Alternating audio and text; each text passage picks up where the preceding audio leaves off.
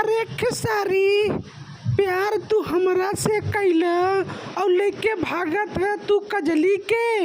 हाँ तो हम तोहार अपने बारे से तोहार गाड़ी हम छोड़ब ना। आज हम तो छोड़ब ना। दहिजा रुक नाती नहीं तो मजा लुटला तू हमरा से और लेके भागत है तू ओके।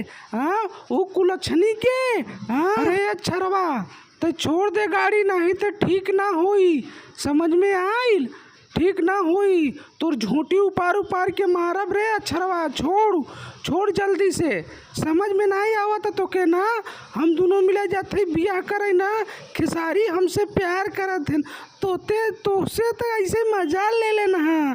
तोरा से तो मजा ले लेना ऐसे हमसे बियाह करी खेसारी। अरे हम तो दोनों जने से बियाह करे रेडी है। राती में तो से लेब, दिनी में उनसे लेबै। हमार तो चानी ही चानी बा। हम तो दोनों जने से बियाह करबू दोनों जनी। आहो साढ़ू भाई, तो है दोनों में से कौन पसंद बा? तनी बतावत दोनों से बियाह कैले कि कैसनी से बतावत तनी कमेंट में ता। और चैनल के सब्सक्राइब करा यार साढ़ू भाई। अरे सब्सक्राइब करा यार, काहे नहीं करत जात है करा।